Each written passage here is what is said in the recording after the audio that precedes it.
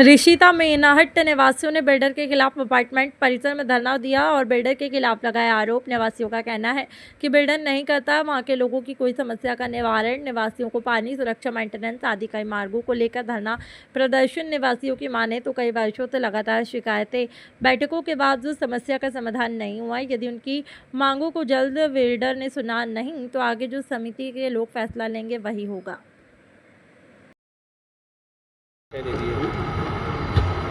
मैं डॉक्टर धर्मेंद्र प्रताप सिंह।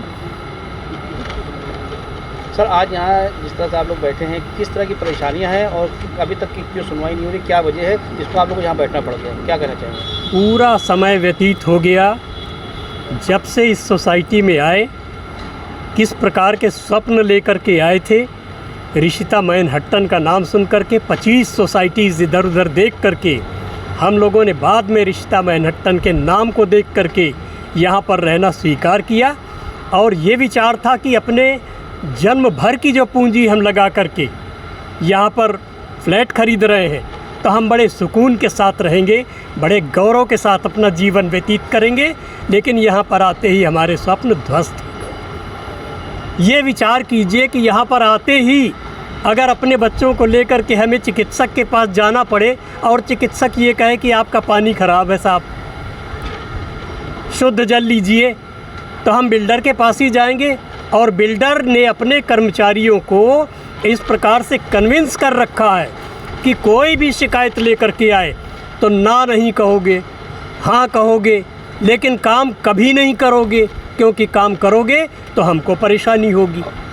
तो इन स्थितियों में जितना जनमानस यहाँ पर प्रबुद्ध जनमानस सोसाइटी का यहाँ पर बैठा हुआ है, किसी से भी वार्ता की जा सकती है। इस संदर्भ में किसी का बच्चा बीमार है, किसी की पत्नी बीमार है, कभी वो स्वयं बीमार है, तो जल संसाधन सम्यक रूप से उपलब्ध न कराए जाने के कारण अंडरग्राउंड वाटर जो है, यदि उसकी सफाई होती तो इतनी काई निकलती है उसके अंदर से।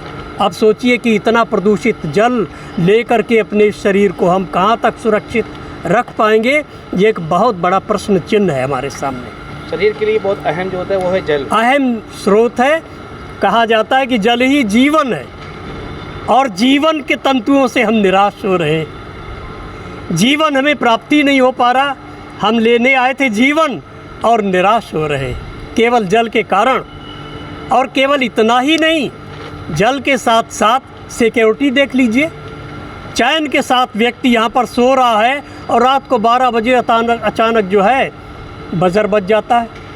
अब दरवाज़ा खोलने में भी आदमी सोचता है कि क्या बात है भाई, रात को 12 बजे कौन आ सकता है, क्योंकि सुरक्षा की व्यवस्था यहाँ पर ये नहीं की गई कि हमको इंटरकॉम उपलब्ध कराया जाता, हमारे पास CUG नंबर होता गार्ड का कि संकट के क्षणों में हम गार्ड को संपर्क कर सके, या इंटरकॉम होता। दरवाजे से, मेन गेट से जो भी व्यक्ति आता है धड़ल्ले के साथ घुसता हुआ चला जाता है, वो चाहे इस सोसाइटी का रहने वाला हो और चाहे ना हो, और आता है वो टावर में। और टावर इंचार्ज भी ये सोच लेता है कि तहकीकात बाहर वालों ने कर लिया होगा, इसलिए वो किसी भी टावर पे जाना, किसी भी फ्लैट पे जाना चाहता है, आराम से फ्लैट पे जाता है और जा कर के बजर बजाता है। और जब हम गेट खोलते हैं तो कहते हैं ये लीजिए साहब अपना खाना। भाई खाना तो हमने मंगाया नहीं, जोमेटो से आया है साहब।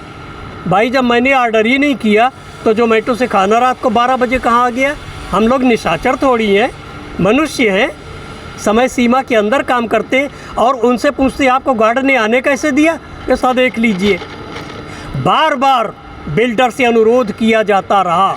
हम लोग बड़े बड़े शहरों में जा कर के जब स्थिति देखते हैं कि हमारे बच्चे वहाँ पर रहते हैं, कोई भी आता है मेन गेट पर फ़ौरन वहाँ से फ़ोन। इतनी बातें होने के बावजूद भी जो है, जैसे आपकी मांगें नहीं मानी जाती हैं, हम लोग नहीं समझते, तो आगे की रणनीति क्या रहेगी? अब आगे की रणनीति हमारी पूरी कार्यकारिणी बैठ कर के निर्णय लेगी, क्योंकि यहाँ कोई एक व्यक्ति अपनी इच्छाओं को किसी के ऊपर थोपने के लिए स्वतंत्र नहीं है। और आज का भी जो निर्णय है ये हमारी पूरी कार्यकारिणी का निर्णय है। यह प्रकारांतर से आप समझिए कि कार्यकारिणी का निर्णय नहीं है, पूरे ऋषिता निवासियों का निर्णय है। सब परेशान हैं, सबका निर्णय है। तो आगे की भी कार्य पद्धति जो है, जो भूमिका जो है, हमारे निवासी गण जो हमें आदेश देंगे, उस आदेश को सिरोधार्य करते हुए हम वही करेंगे।